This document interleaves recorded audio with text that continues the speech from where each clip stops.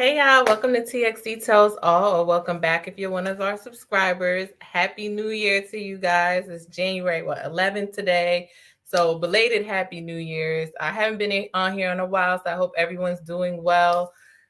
Hitting 2023 off to a good start. I know I am. I feel like it's been a good beginning of the year, and it's a couple days before my birthday. Capricorn season. All my Capricorns, if you're in here, I want you to shout yourself out. I'm shouting you out right now. Shout yourself out in the chat box. As usual, if you're checking in with us on our live today, make sure you say hello. I want this to be interactive because I think it's a really interesting topic. I'll give people a few minutes to join in. But if you guys have seen, I think it was highlighted on the Shade Room a few days ago, and it's definitely been in the news over the course of the last year or so. But what I wanted to talk about today was Bruce's Beach. So it's a area in California, in the Manhattan Beach area. It was a portion of land in Manhattan Beach that was originally owned by Charles and Willa Bruce, who bought the land back in 1912, as African Americans in that area really didn't have beach access, definitely didn't have any access to any type of beach resort or anything like that, but racism. Anyway, so they were able to actually purchase that land, and they had a resort for Black patrons to visit, to enjoy. They had a cafe and a dance hall, and they also had access to the beach from their property for Black residents or Black patrons who wouldn't otherwise be welcome into that neighborhood. So as you can imagine, that didn't go over well with the white residents that were there, and they were forced out eventually. So we'll get into all of that. We're going to talk about the history and also what's happening now. So decades later, almost 97 years later, the descendants of Willa and Charles Bruce were fighting to get the land back. So I'll explain how the city originally took the land from Charles and Willa, and now the family was fighting to get it back. Did eventually get it back after a long drawn out fight. They had different organizations advocating for them, for the land to be returned to them because it justly belonged to the heirs of Charles and Willa Bruce, which I think was their great grandsons. And they succeeded. They actually got the land returned to them. They had a contract with the county, LA County, that the county would lease the land from them for a specific amount, and we'll talk about all of that. But then they sold it back less than a year later. The descendants of Charles and Willa Bruce, so we'll just call them the Bruce family, after all that long fight to get the land back, they got it back and then sold it back to the county for $20 million. So I wanted to talk about all of that, the history here. I'm an attorney. For those of y'all who don't know me, I practice employment law, but I wanted to talk a little bit about eminent domain and how that tied into a lot of the racism at this time, trying to prevent Black people from owning land. So I'll tell you what the definition of eminent domain is if you haven't heard of that before, and how that affected the Bruce family and a lot of families in that area at that time, and honestly still continues to affect people to this day.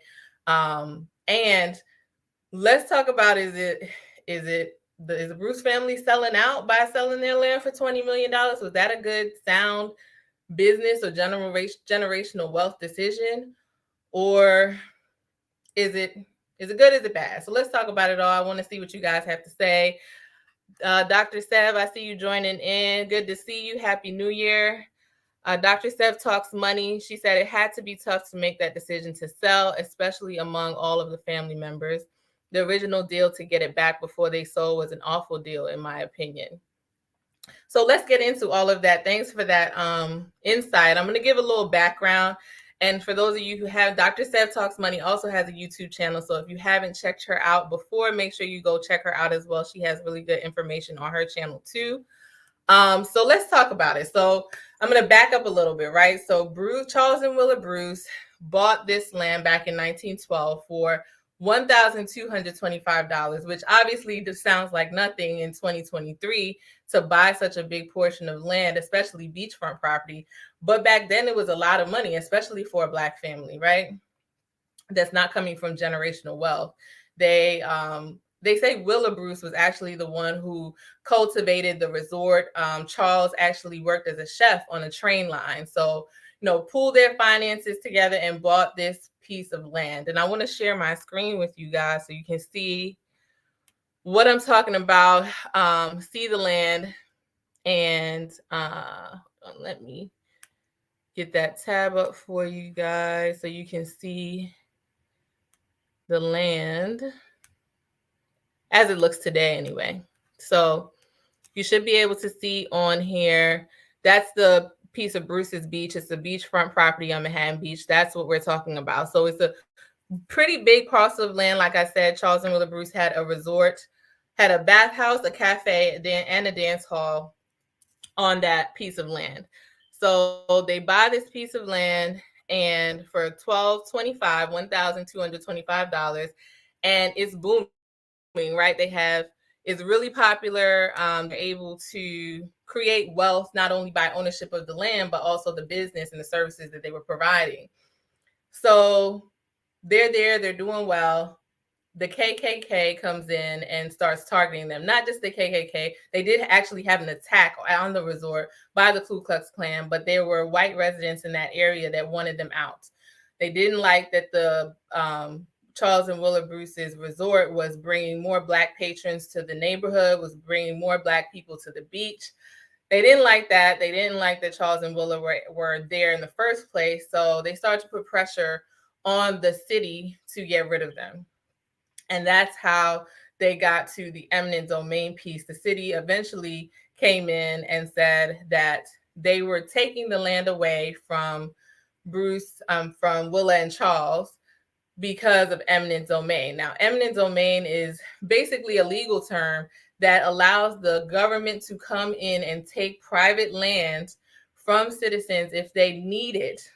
And let's put air quotes on need, for a government use. So it could be a roadway, it could be a highway, it can be, in this case, they said that they needed this land for a public park. So all of a sudden, now they need this land for a public park, and they tell Charles and Willa that they have to give them the land. And that's exactly what they did. I mean, they had to give it up. The city came and took it, and I think paid them a little over $14,000. Now, under eminent domain, you're supposed to be paid a just amount when the city comes in and takes your private property for eminent domain. But in this case, the city was straight line. Like, there was no public park, and they said that they were going to do that, and the land actually sat vacant for years and years and years. They never did a public park, and eventually the city actually put a lifeguard station there.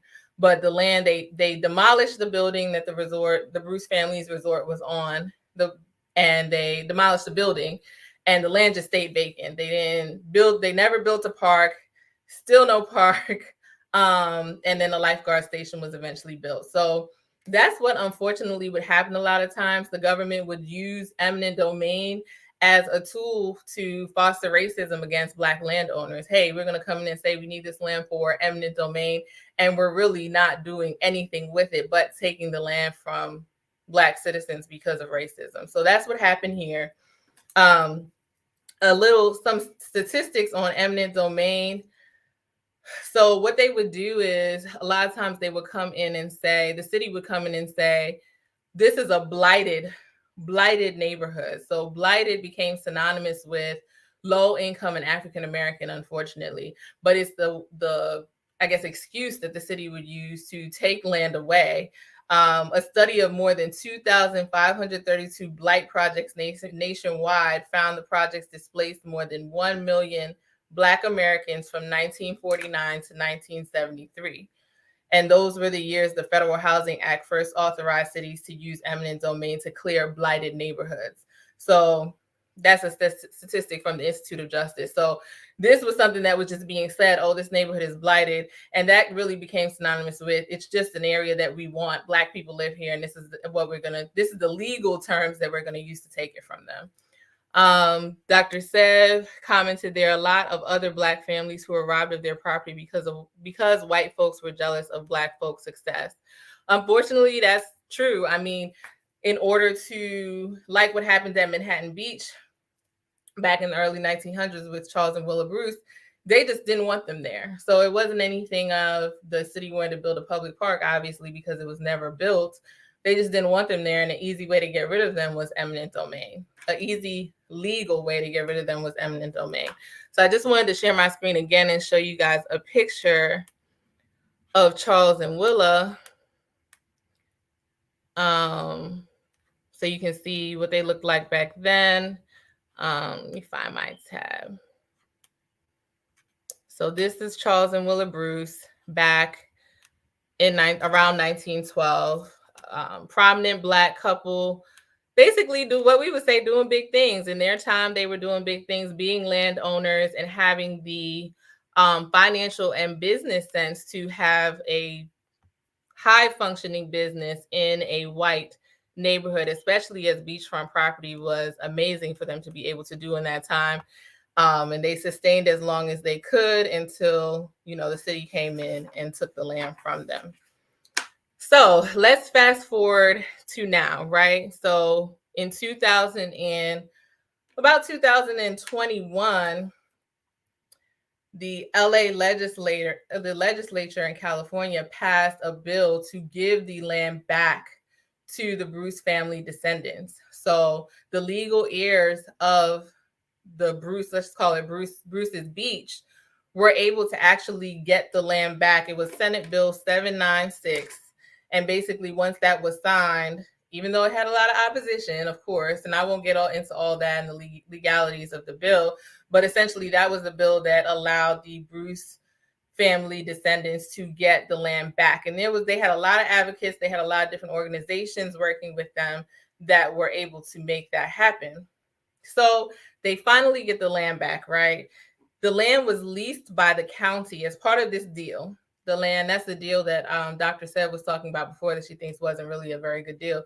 Part of this deal, the county was able to lease the land for 2 years for $413,000 a year. So they had to pay the Bruce family, or the descendants of the Bruce family descendants, $413,000 a year. So they're doing that, right? And then, there was a whole celebration in getting this land back. And I want to just play a clip for you of them talking about, how this is kind of like the first real show of some type of reparations, right? So let me share my screen with you and then we'll get into, so they sold it for $20 million, and was that a good deal or not? So let me just play this little clip of this video for you talking about them actually getting the land back. When you're robbed of your integrity, when you're robbed of your decent basic rights as a human being and mistreated like that, I mean, it sticks with you for a long time. Thursday, though, on the very land the Bruce family was run off of, they were welcomed back. Through a unanimous act of the California legislature, the land is being returned to them, a bold act of reparation. I'm absolutely convinced this will be catalytic. We're changing the dynamic of the debate in terms of righting wrongs. Okay, right? So there's this whole celebration and them getting the beach back, right? And then they turn around and sell it for $20 million. So let's talk. I want to hear from you guys. Do you think that selling it back? Okay, well, before we get into that, just to give you an idea of the type of money that we're talking about, and I know $20 million is a lot of money, right? It could change the life of their family. That goes without saying. But let's talk about the area, Manhattan Beach, right? Because I'm here in Houston right now. I'm actually from Brooklyn, New York. So I wasn't familiar with that area of California. So I just wanted to show you guys how much property is going for in this area of Manhattan Beach that Bruce's Beach is located. Hey, Sharon, thanks for joining us. Before we go into that, Sharon Lee said, you never know what the financial needs of a family are. The money from the sale may have been used to help family members to become debt-free. And that's absolutely true. I mean, we don't know what their situation is. And one thing I was trying to research is we don't know who's responsible for the taxes on the land when the county is leasing the land from the family for $413,000 a year? Does the family also have to pay taxes out of those funds? What's going on? All of those things are question marks we don't know the answers to. And like Sharon was saying, we don't know what the family situation is. That's true, right? But I did want to show you guys what $20 million looks like in that area. So let's say this is their family land. They want to stay in Manhattan Beach. And you think, okay, well, they have $20 million now. So I'm sharing my screen with you. I went on Zillow, and just to see in Manhattan Beach, California, as you can see there, hopefully you can see my screen. Yes, so it should be working fine. So, okay, we're on Manhattan Beach in Zillow. What are we looking at? Okay, so you have some houses, $3,299,000, a little over $1 million. This house is on Manhattan Beach. It's $22 million. You guys see that right here? $22 million. $14,395,000. $18,250,000. This is property in Manhattan Beach. These are addresses in the location that the Bruce family just sold their huge plot of land, beachfront property, for $20 million. You have one single house that's $20 million, $18 million in this area, $5 million, $3 million. So, sorry, I didn't mean to click on that. So I just wanted to scan these. 10 million, 2 million. I didn't see not one house in this area that cost under $1.5 million. Just scrolling down, 8.5 million, 4.6, 4.9. So this is an extremely, extremely wealthy neighborhood. They said the median income in Manhattan Beach is nearly 3 times greater than the national average. And this is the part that I really wanted to point out. In this neighborhood, Black people, and I'm going to stop sharing my screen, so I just wanted you guys to see those. In this neighborhood, Black people constitute 0.5%. So hardly anyone. There's hardly any Black people in this neighborhood. And, you know, it kind of makes you think, well, first of all, just a business decision, evaluating it from a business standpoint.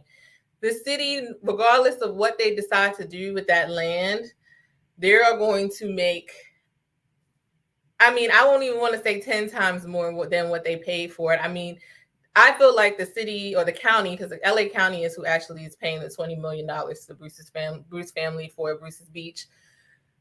They are celebrating. Like, I feel like they got a fantastic deal. This is land. There's going to be no more of it. So whatever land is available is what's available. And if you are able to procure a great real estate deal, then you can double, triple, quadruple, and beyond your profit. I think the city is celebrating right now because I think they got a hell of a deal for beachfront property in Manhattan Beach, especially after doing research and seeing what Manhattan Beach is like, what are properties going for. Let's say they change that portion of Bruce's Beach and they make it into residential properties with houses selling for anywhere from $3.5 to $20 million, like we just saw on Zillow right now. They win. So, I mean, whether I don't know. I just don't. I mean, of course, I'm not a real estate expert, but from what I've seen, I feel like the Bruce family should have gotten more money for the property. So, I mean, it's just hard to tell. Dr. Steph says, if I remember correctly, they were limited by how much they could sell for, which goes back to the original contract. That contract limited them, at least from what I read. See, now, Dr. Steph, that's a good point. I did see something that said that the city would have the option to buy back the property after 2 years. So they could lease it for 2 years for $413,000. And they could potentially have the option to buy back the property after those 2 years for $20 million.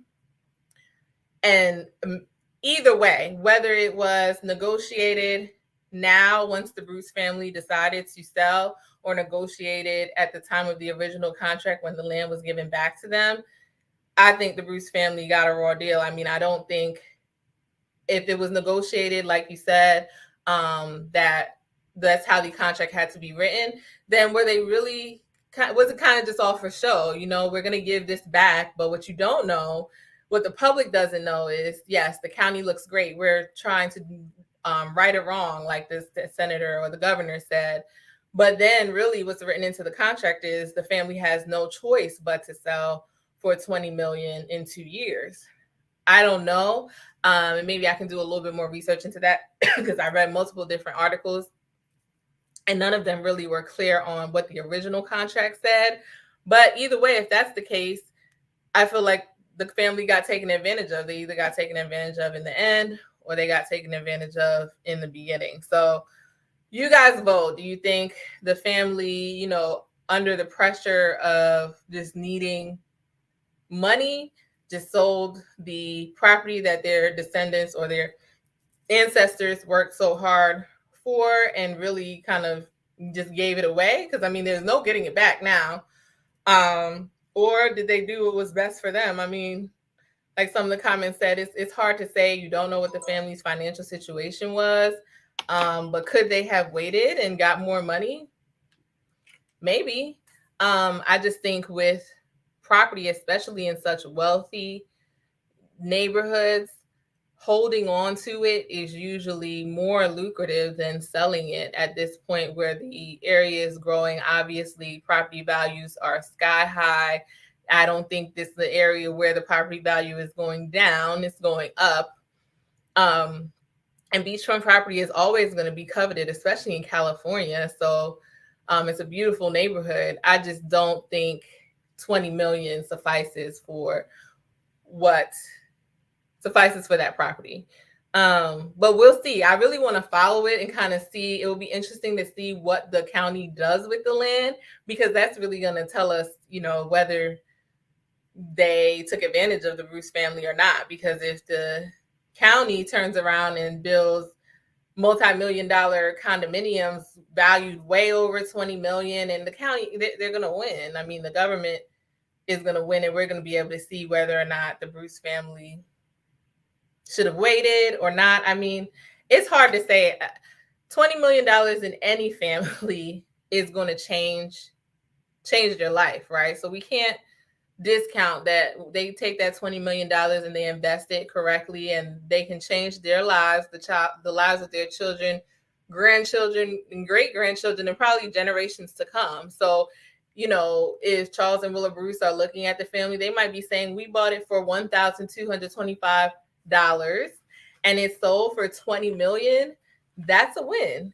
But I don't know. I think after all of that fighting to get the land back and then to sell it for 20 million when one house in that area is $20 million or could be. I mean, there's a range, but I don't know. I just feel like maybe they moved a little too quickly. But then again, we don't know what is being said and done behind the scenes. And if they even have pressure from the government, who is trying to appear as if this is a great move and the bill was signed in order to correct the injustice, but really they're pressuring them out of the area, just like they did back in 1912 or 1927, I think, when they forced Charles and Willa Bruce out. It could be almost the same thing, just done in a different way. We have no idea, but it's interesting to see. I think eminent domain and how racism plays into that is still a major issue. You hear about stories all over the country where eminent domain is being used in predominantly Black communities where there are Black homeowners or landowners, and trying to force them out of those communities when the government wants to come in and take over those areas. So definitely an interesting story. I wanted to talk about it with you guys and get your perspective. If you are watching the replay, comment below. I would love to hear your comment and your take on the story. And if you know of any more information that we haven't talked about Bruce Beach or the family, definitely interested to learn more. So comment below on that. Thanks for watching, and I will see you guys next time. Have a good weekend and see you on the next live.